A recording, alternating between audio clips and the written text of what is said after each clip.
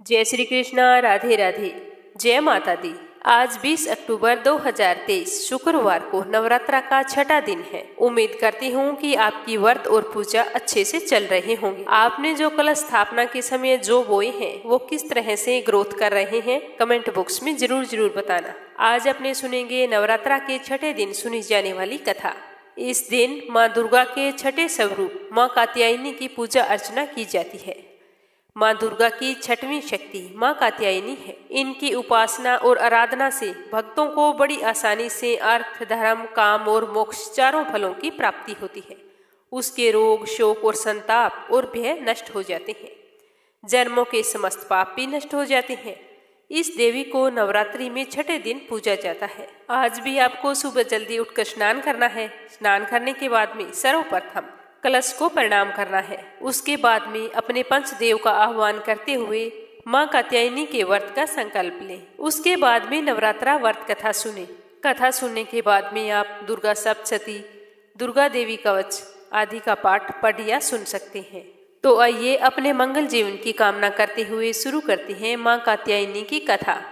कात्य गोत्र में विश्व प्रसिद्ध महर्षि कात्यायन ने भगवती पर ब्रह्मा की उपासना की थी। क्योंकि महर्षि कात्यायन के कोई संतान नहीं थी और संतान ना होने के कारण वो बहुत ही दुखी रहते थे। अनेकों वर्ष बीत जाने के बाद में उसने माँ भगवती की कठिन से कठिन उपासना की।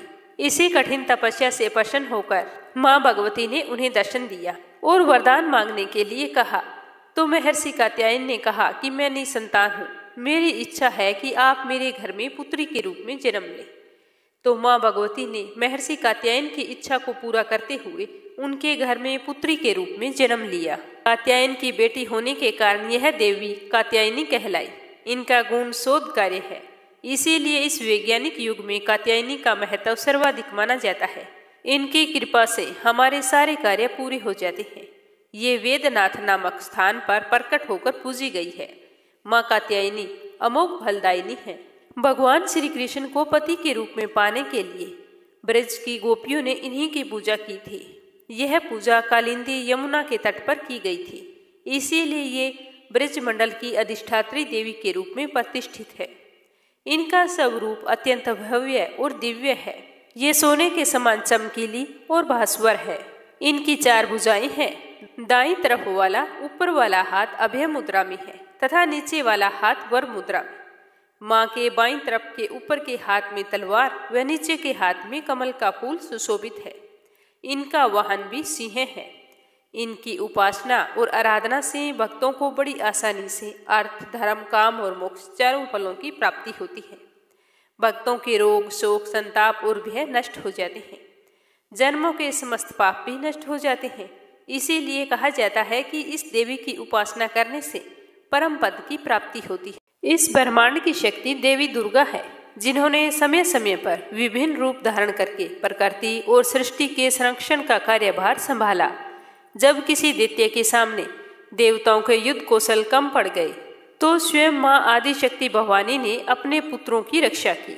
देवी दुर्गा का रुद्र रूप अपने भक्तों की रक्षा और दुष्टों का संहार करता है, जबकि माता का वात्सल्य जो परिपूर्ण रूप से भक्तों को अत्यंत प्रेम भाव से संजो कर रखता है। मान्यता है कि पंचदेवों में से एक देवी दुर्गा सर्वशक्तिशाली है, जो न सिर्फ नारी शक्ति का स्वरूप है बल्कि भक्तों की आस्था का एक परम पात्र भी है। एक समय पर महिषासुर नामक एक भयंकर राक्षस ने चारों ओर हाहाकार मचा दिया था। वह जहां तहां मौत का नाच नचाता और उसके गण ऋषियों के यज्ञों में विघ्न उत्पन्न करते थे। इस तरह से सारे देवतागण, ऋषि बहुत ही परेशान थे। महिषासुर को वरदान प्राप्त था कि उसे कोई भी देव, पशु या नर उसका वध नहीं कर सकता। इसीलिए स्वयं त्रिदेव भी उसको मारने में असमर्थ थे। निर्कुंश दैत्यराज महिषासुर ने अपने वरदान को कवच के रूप में प्रयोग करते हुए देवलोक में अपना आधिपत्य जमा लिया और देवताओं को वहां से निकाल दिया। देवताओं के यज्ञ के भाग थे, उन्हें भी अपने वश में कर लिया। तो इस तरह दैत्यराज से परेशान होने के बाद में सभी देवता त्रिदेवों के पास गए और जाकर उनकी स्तुति करने लगे। सभी देवताओं के मुख पर चिंता का कारण त्रिदेव पहले से ही जानते थे। यह सारा हाल जानकर भगवान शिव मुस्कुराए और बोले कि हे नारायण, अब देवी आदि शक्ति के प्रादुर्भाव का समय आ गया है। अब यही समय है कि हम अपने तेज से इस जगत की रक्षिका देवी दुर्गा का आह्वान करें। तो शिव जी की बात सुनकर स्वयं ब्रह्मा देव और नारायण ने भी हामी भरी। इसके बाद स्वयं भगवान शिव, भगवान विष्णु और ब्रह्मा देव के शरीर से तेज उत्पन्न हुआ और एक जगह आकर मिल गया। इसके बाद वहां पर जितने भी देवता उपस्थित थे सभी के शरीर से महातेज उत्पन्न हुआ और सभी त्रिदेवों के उस परम तेज में आकर मिल गए। उसके बाद उस दिव्य तेज ने एक सुंदर महिला का स्वरूप ले लिया। महादेव के तेज से माता का मुख, नारायण के तेज से 8 भुजाएं, ब्रह्मा देव के तेज से चरण, यमराज के तेज से मस्तक और केस, चंद्रमा के तेज से माता के स्तन, देवराज के तेज से माता की कमर, वरुण के तेज से जांघें और इसी तरह अन्य देवताओं के तेज से माता के अन्य अंग उत्पन्न हुए।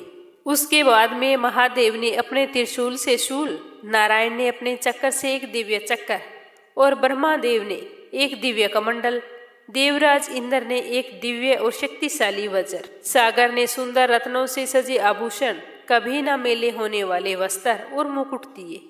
वरुण देव ने शंख दिया, हिमालय ने माता को सुवारी के रूप में सिंह और इसी प्रकार देव शिल्पी विश्वकर्मा ने माता को दिव्य अस्त्र और शस्त्र निर्माण कर दिए।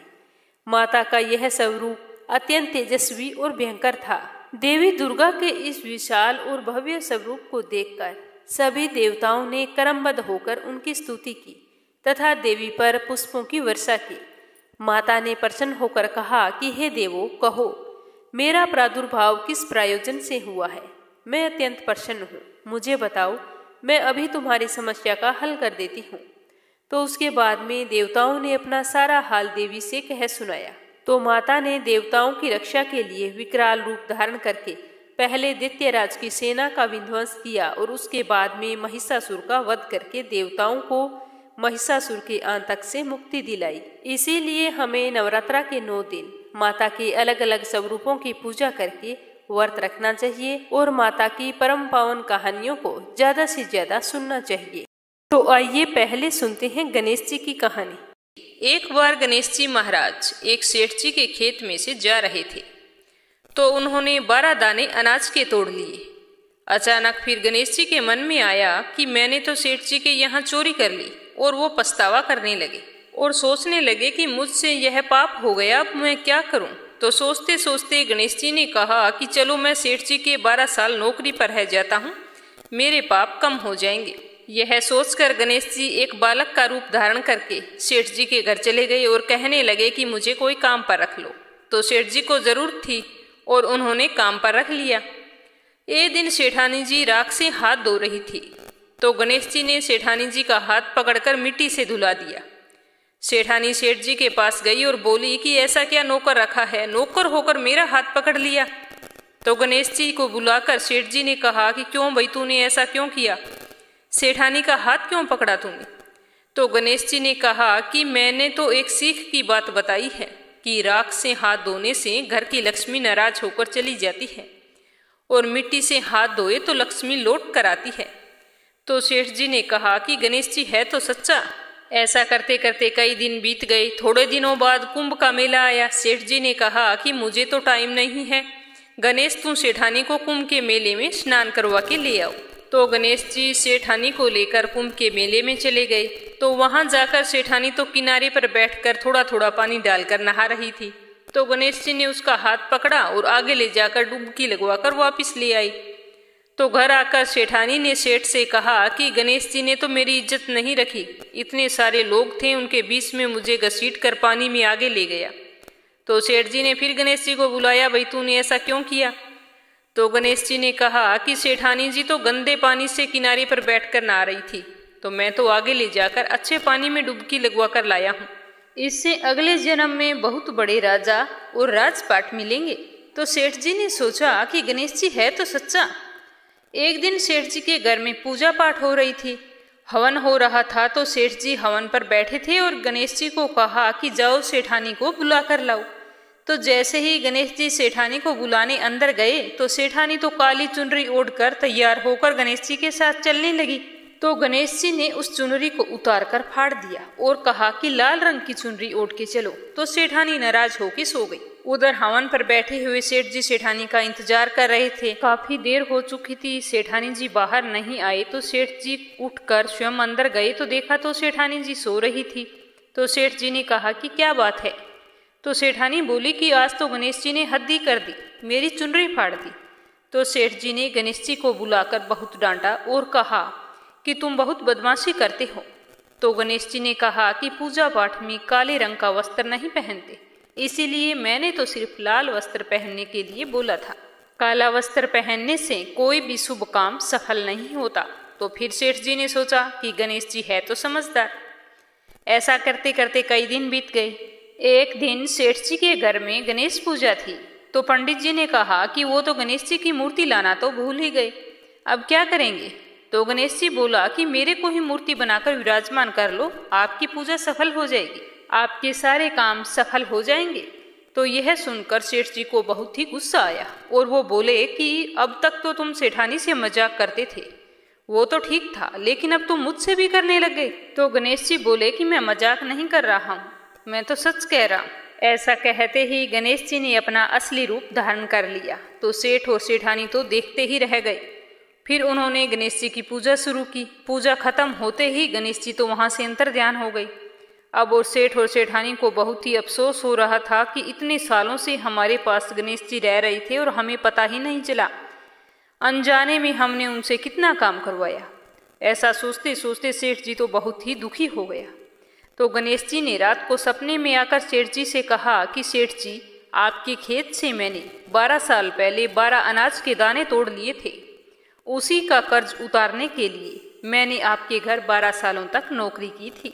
आपको अफसोस करने की कोई ज़रूरत नहीं है, आज से तुम्हारे घर में कोई भी चीज़ की कमी नहीं रहेगी। इस प्रकार से गणेश जी के आशीर्वाद से सेठ और सेठानी पुत्रवान और धनवान हो गए। हे गणेश भगवान, जैसी कृपा आपने सेठ और सेठानी पर की वैसी सब पर करना। बोलो गणेश गजानन की जय हो। आज अपने सुनते हैं एक ब्राह्मण की कहानी, जिसने माँ भगवती की पूजा आराधना करके माँ के आशीर्वाद से धन वैभव को प्राप्त किया। बोलिए दुर्गा माता की जय हो। कौशल देश में सुशील नामक एक निर्धन ब्राह्मण रहता था। प्रतिदिन मिलने वाली भिक्षा से वह अपने परिवार का भरण पोषण करता था। उसके कई बच्चे थे। प्रातःकाल वह भिक्षा लेने के लिए निकलता और सायंकाल होती तब लौटकर घर आता था। देवताओं, पितरों और अतिथियों की पूजा करने के बाद में आश्रित जन को खिलाकर स्वयं भोजन करता था। इस प्रकार भिक्षा को वह भगवान का प्रसाद समझकर स्वीकार करता था। इतना दुखी रहता था, फिर भी वह हमेशा दूसरों की सहायता के लिए सदैव तैयार रहता। उसके मन में अपार चिंता रहती थी। वह सदैव धर्म कर्म में लगा रहता। अपनी इंद्रियों पर उसे पूर्ण नियंत्रण था। वह सदाचारी, धर्मात्मा और सत्यवादी था। उसके हृदय में कभी क्रोध, अहंकार और ईर्ष्या जैसे तुच्छ विकार उत्पन्न नहीं होते थे। एक बार उसके घर के निकट सत्यव्रत नामक एक तेजस्वी ऋषि आकर रुके। वो बहुत ही प्रसिद्ध तपस्वी थे, मंत्रों और विद्याओं का ज्ञाता। उनके सामने कोई दूसरा नहीं था। शीघ्र ही अनेक व्यक्ति उनके दर्शनों के लिए आने लगे। सुशील के हृदय में भी उनसे मिलने के लिए इच्छा जागृत हुई। सोचने लगे कि इतने दूर दूर से लोग आते हैं, क्यों ना मैं भी उनके दर्शन करके आऊं और उनकी सेवा करूं। ऐसा सोचकर वह ऋषि से मिलने के लिए चला गया। वहां जाकर सत्यव्रत ऋषि को प्रणाम करके बोला कि ऋषिवर, आपकी बुद्धि अत्यंत विलक्षण है। आप अनेक शास्त्रों, विद्याओं और मंत्रों के ज्ञाता हैं। मैं एक निर्धन, दरिद्र और असहाय ब्राह्मण हूँ। कृपया करके मुझे बताइए कि मेरी गरीबी किस प्रकार खत्म हो सकती है। इस तरह पूछते हुए सत्यव्रत ने कहा कि हे मुनिवर, आपसे यह पूछने का केवल इतना ही अभिप्राय है कि मुझ में अपने कुटुंब का भरण पोषण करने की शक्ति आ जाए। धन अभाव के कारण मैं उन्हें समुचित सुविधाएं और सुख नहीं दे पा रहा हूँ, जिसके वो हकदार हैं। मुझसे वो इच्छा रखते हैं कि मैं उनकी जरूरतों को पूरा करूं। हे दया निधान, तप, दान, व्रत, मंत्र अथवा जब आप ऐसा कोई उपाय बताने का कष्ट करें जिससे कि मैं अपने परिवार का यथोचित भरण पोषण कर सकूं।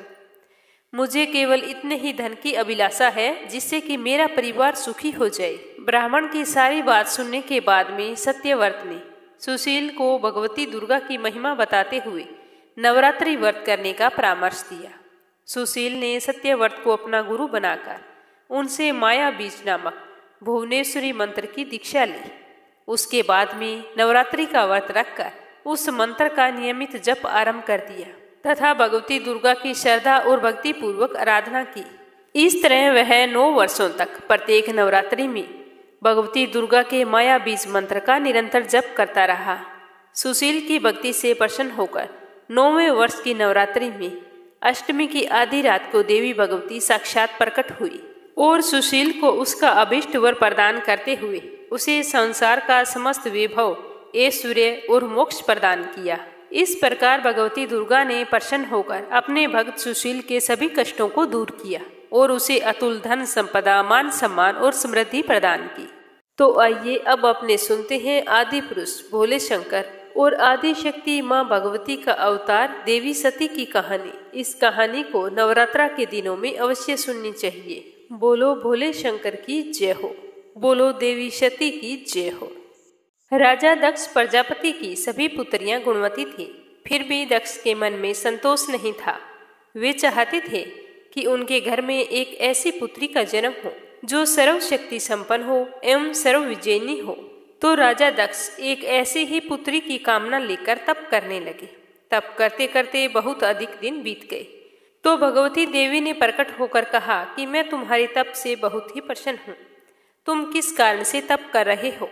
तो दक्ष ने तप करने का कारण बताया। तो माँ बोली कि मैं स्वयं तुम्हारे यहाँ पुत्री के रूप में जन्म लूंगी। मेरा नाम सती होगा।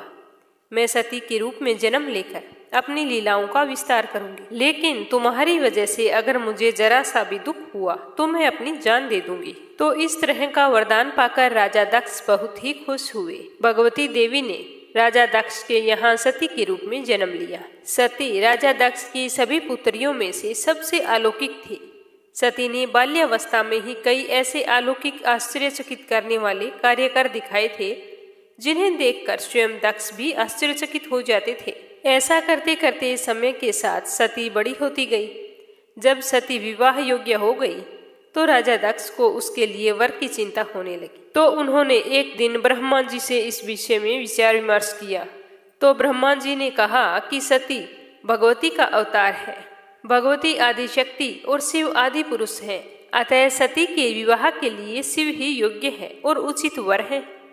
तो दक्ष ने ब्रह्मा जी की बात मानकर सती का विवाह भगवान शिव के साथ कर दिया। सती कैलाश में जाकर भगवान शिव के साथ रहने लगी। भगवान शिव दक्ष के दामाद थे, किंतु किसी वजह से दक्ष के हृदय में भगवान शिव के प्रति वैर और विरोध भाव पैदा हो गया। एक बार देवलोक में ब्रह्मा जी ने धर्म के निरूपण के लिए एक बड़ी सभा का आयोजन किया था।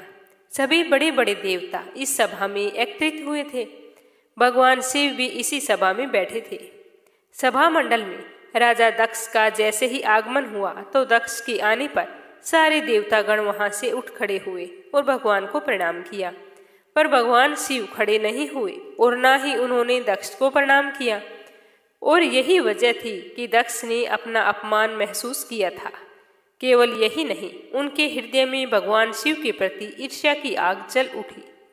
वे उनसे बदला लेने के लिए समय और अवसर की प्रतीक्षा करने लगे और वह अवसर भी दक्ष को मिल गया था, क्योंकि राजा ने एक बहुत ही बड़े यज्ञ का आयोजन किया था। उसमें भगवान शिव और सती को नहीं बुलाया। एक बार सती और शिव कैलाश पर्वत पर बैठे हुए परस्पर वार्तालाप कर रहे थे। उसी समय आकाश मार्ग से कई विमान कनखल की ओर जाते हुए दिखाई पड़े।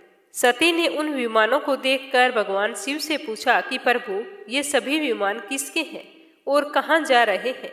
भगवान शंकर ने उत्तर दिया कि आपके पिता ने बड़े यज्ञ का आयोजन किया है। समस्त देवता और देवांगनाएं इन्हीं विमानों में बैठकर उसी यज्ञ में सम्मिलित होने के लिए जा रही है। तो यह सुनते ही सती ने कहा कि क्या मेरे पिताजी ने आपको यज्ञ में सम्मिलित होने के लिए नहीं बुलाया? तो भगवान शंकर ने कहा कि आपके पिताजी मुझसे बैर भाव रखते हैं, तो वो मुझे यज्ञ में क्यों बुलाएंगे? तो भगवान भोलेनाथ की बात सुनकर सती मन ही मन कुछ देर तक विचार करती रही और फिर बोली कि यज्ञ के इस अवसर पर मेरी सभी बहनें आएंगी और मुझे उनसे मिले हुए बहुत दिन हो गए हैं। अगर आप मुझे जाने की अनुमति दें तो मैं अपने पिता के घर जाना चाहती हूँ। यज्ञ में भी सम्मिलित हो लूंगी और इसी बहाने अपनी बहनों से मिलने का भी सुअवसर मुझे मिल जाएगा। तो भगवान शिव कहने लगे कि इस समय तुम्हारा वहां जाना उचित नहीं होगा। आपके पिताजी मुझसे बैर भाव रखते हैं, हो सकता है वे आपका अपमान भी करें। बिना बुलाए किसी के घर जाना उचित नहीं होता। तो सती ने यह सुनकर कहा कि आप ऐसा क्यों कह रहे हैं, वो मेरे पिता का घर है। तो भगवान शिव ने उत्तर दिया कि विवाहिता लड़की को बिना बुलाए पिता के घर नहीं जाना चाहिए, क्योंकि विवाह हो जाने पर लड़की अपने पति की हो जाती है, पिता के घर से उसका संबंध टूट जाता है। लेकिन सती बार बार पीहर जाने के लिए हट करती रही और अपनी बात को बार बार दोहराती रही। तो उनकी इतनी इच्छा देखकर भगवान शिव ने उन्हें पीहर जाने की अनुमति दे दी और उनके साथ अपना एक गण भी भेज दिया। उस गण का नाम वीरभद्र था। सती वीरभद्र के साथ अपने पिता के घर गई। वहां जाकर सती ने देखा अभी कोई भी घर का सदस्य उसे देखकर खुश नहीं हुआ और घर में सती से किसी ने भी प्रेम पूर्वक वार्ता नहीं की। और जैसे ही दक्ष ने सती को देखा तो कहा कि क्या तुम यहाँ पर मेरा अपमान कराने आई हो? अपनी बहनों की ओर देखो, कितने सुंदर सुंदर वस्त्र पहन रखे हैं और आभूषण डाल रखे हैं। और एक तुम्हारे शरीर की ओर देखो, तुम्हारे शरीर पर मात्र बागंबर है। तुम्हारा पति शमशानवासी और भूतों का नायक है, वह तुम्हें बागंबर के अलावा पहना ही क्या सकता है? दक्ष के कथन से सती के हृदय में पश्चाताप का सागर उमड़ पड़ा और वे सोचने लगी कि उन्होंने यहाँ आकर अच्छा नहीं किया। भगवान शिव ठीक ही कह रहे थे कि बिना बुलाए पिता के घर नहीं जाना चाहिए, लेकिन अब तो आ गई हूँ, अब हो ही क्या सकता है। और उसके पिता इसी तरह कटु और अपमानजनक शब्द बोल रहे थे, जिसे सुनकर सती को बहुत दुख तो हो रहा था, लेकिन वो फिर भी मौन रही। उसके बाद में वो यज्ञ मंडप में गई, जहाँ सभी देवता और ऋषि मुनि बैठे हुए थे तथा यज्ञ मंडप में धूं धूं करती जलती हुई अग्नियों में आहुतियां डाली जा रही थी। सती ने यज्ञ मंडप में सभी देवताओं के भाग देखे, किंतु भगवान शिव का भाग नहीं देखा। वे भगवान शिव का भाग ना देखकर अपने पिता से बोली कि हे पिता श्रेष्ठ, यज्ञ में तो सबके भाग दिखाई पड़ रहे हैं, किंतु कैलाशपति का भाग नहीं है। आपने उनका भाग क्यों नहीं रखा? तो दक्ष ने बड़े ही गर्व से उत्तर दिया कि मैं तुम्हारे पति शिव को देवता नहीं मानता हूँ। वह तो भूतों का स्वामी, नंगन रहने वाला और हड्डियों की माला धारण करने वाला है। वह देवताओं की पंक्ति में बैठने योग्य नहीं है, उसे भला भाग कौन देगा? तो यह सुनते ही सती के नेत्र लाल हो उठे। उनका मुखमंडल परले सूर्य की भांति तेजोदीप्त हो उठा। उन्होंने पीड़ा से तिलमिलाते हुए कहा कि ओह, मैं इन शब्दों को कैसे सुन रही हूँ? धिक्कार है मुझ पर, और देवताओं तुम पर भी धिक्कार है। तुम भी उन कैलाशपति के लिए इन शब्दों को कैसे सुन रहे हो, जो मंगल के प्रतीक है और जो क्षण मात्र में संपूर्ण सृष्टि को नष्ट करने की शक्ति रखते हैं। वे मेरे स्वामी हैं। नारी के लिए उसका पति ही स्वर्ग होता है। जो नारी अपने पति के लिए अपमानजनक शब्दों को सुनती है, उसे नरक में जाना पड़ता है। पृथ्वी सुनो, आकाश सुनो, देवताओं तुम भी सुनो। मेरे पिता ने मेरे स्वामी का अपमान किया है। मैं अब एक क्षण भी जीवित नहीं रहना चाहती। इस तरह कथन को समाप्त करती हुई सती यज्ञ की कुंड में कूद पड़ी। जलती हुई आहुतियों के साथ उनका शरीर भी जलने लगा। यह देखकर यज्ञ मंडप में खलबली पैदा हो गई। हाहाकार मच गया। देवता सारे उठ खड़े हुए। वीरभद्र क्रोध से कांप उठे।